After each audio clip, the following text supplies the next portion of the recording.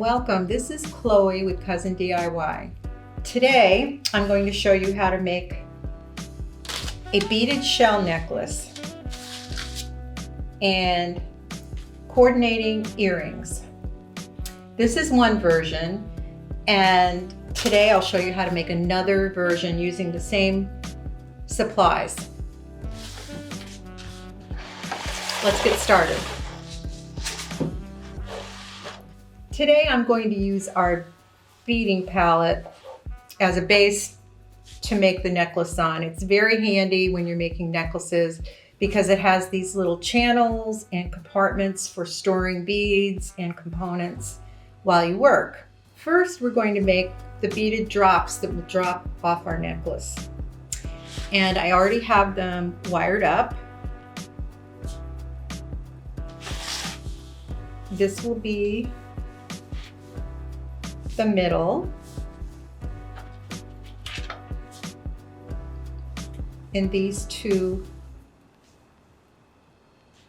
will be on the side of that.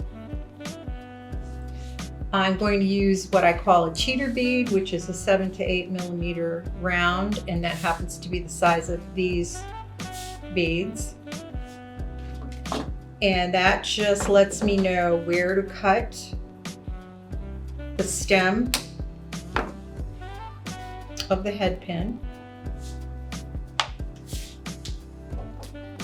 so that all my loops on top of my beaded drops will be consistent.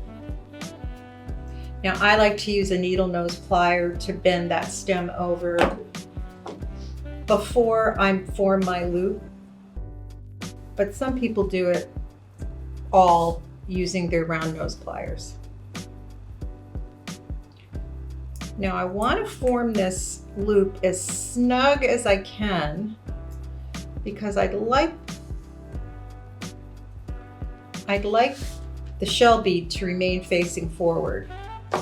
So you can see that that's nice and snug on that, the stem of that head pin. And now I'm going to do the same thing with the middle one.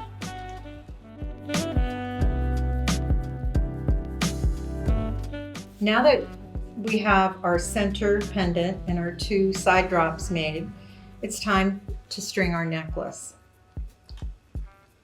We'll start with a 24-inch length of beading wire, and I'm going to use a bead stopper that we sell on our website just to make sure our beads won't fall off, or my beads won't fall off.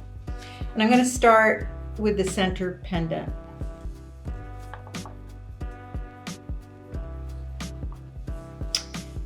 And I'm going to bead on a pattern, an alternating pattern of coral and green, and repeat that 5 times.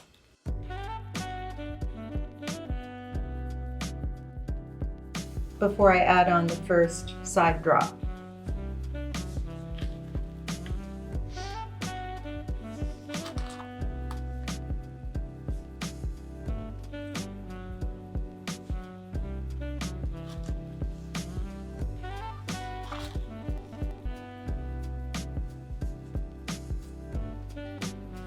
Okay.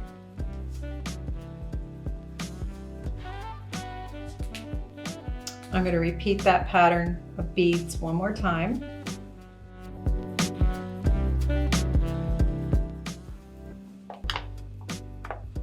I have a feeling I might have said I repeated that 5 times. I repeated 4 times. Next, I'm going to string on one of these 8 millimeter rounds, but I'm going to string a gold crimp tube before and after the bead, just to define it a little bit on the necklace. Then I'm going to repeat that pattern 4 more times. So you get the idea.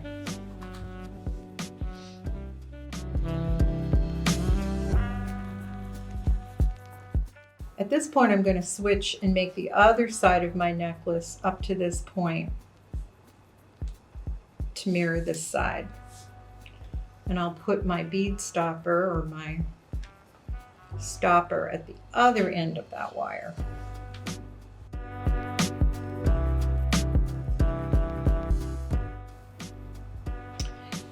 Okay, next I'm just going to continue the alternate coral and green beading pattern until I reach the desired length of my necklace.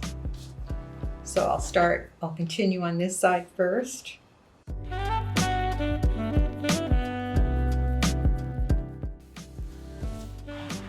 So at this point, I'm going to prepare to attach the clasp at the end of the wire on each side. And I'm going to put an extender chain and a little drop off the end of the extender chain, this little fish charm, or this little fish bead that comes in with the other assorted beads and shell beads and round beads. So once again, I'm going to use my cheater bead to know where to cut the stem. Oops. Slide that back in. And I'm just going to form a loop to make a little fish drop.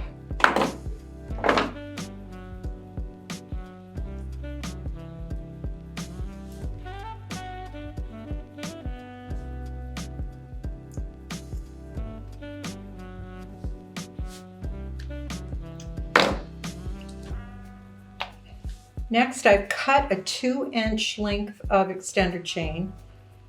I'm going to open the loop on this fish drop.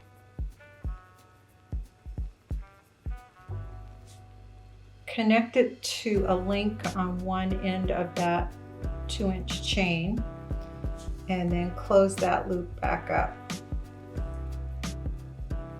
I'm going to set that aside up there for the moment. I'm right-handed, so I like my lobster clasp to be on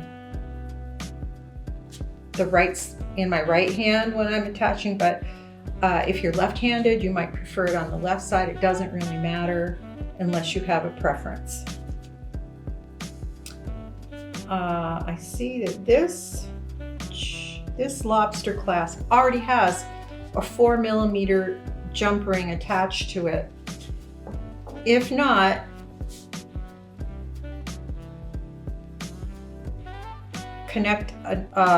you can connect a 4mm jump ring to it, like so. And we're going to take a crimp tube, slide it on that end of the necklace, bring it through the 4mm jump ring that's connected to the lobster clasp, and bring that wire back through the crimp tube.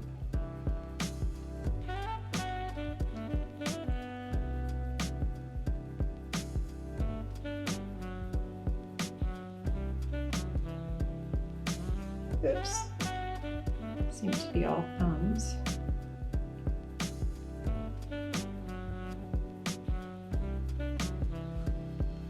And use crimping pliers to close the crimp tube. Now, if you don't have crimping pliers handy, you can always use needle nose pliers and just squish the crimp tube together, but this looks neater and actually I think is more secure.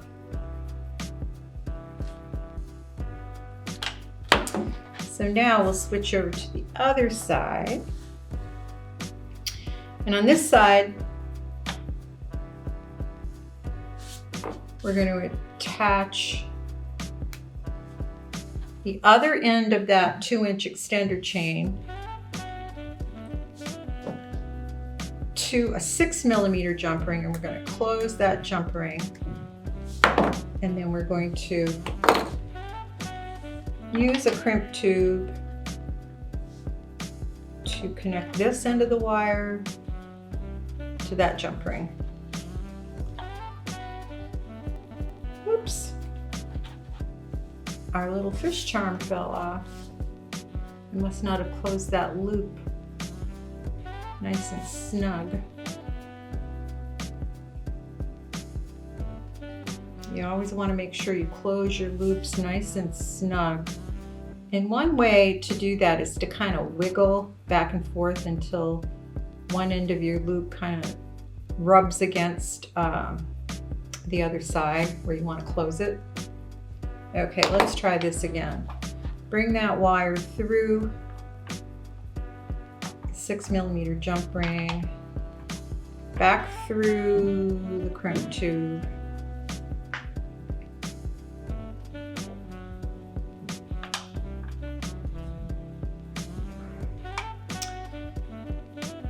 and then you want to pull that snug, but you don't want it so snug so that your bead strand doesn't hang nicely. You don't want it too snug because then it will kind of look kinked up. And I think we have that done pretty well. So now I'm going to close that crimp tube on this side. And I'm going to trim off the beading wire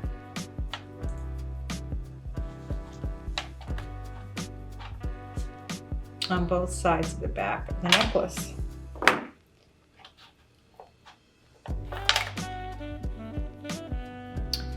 And our necklace is complete. I'm going to show you a little trick. If your lobster clasp doesn't want to open, because sometimes when you first open a lobster clasp, they can be a little bit stubborn. But I found that if you take your needle nose pliers and you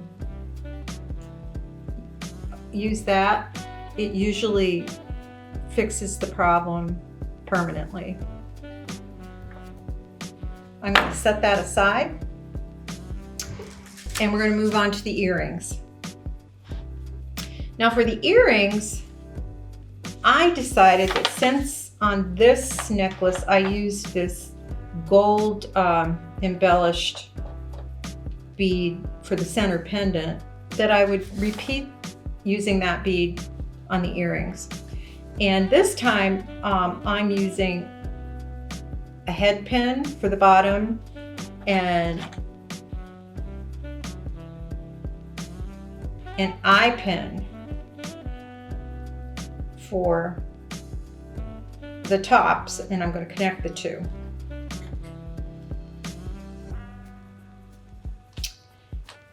So the first thing is to trim our stem and form a loop.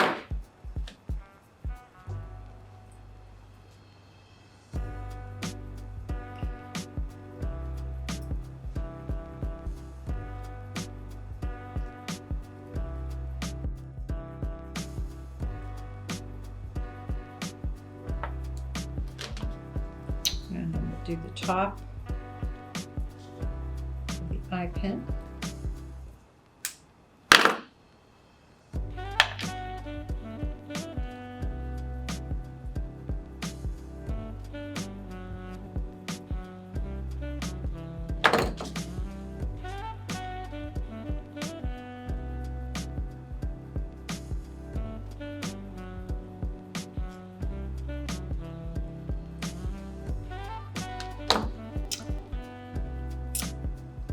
Then I'm going to open the loop on the bottom of an ear wire and slide the top loop of that bead link through there, and then I'm going to open this loop, slide that through there, and that is what this earring will look like. I'm going to repeat that one more time for the matching earring.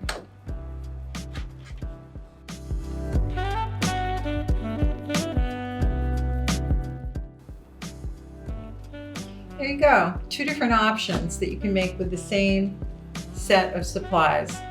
Thank you for joining us today.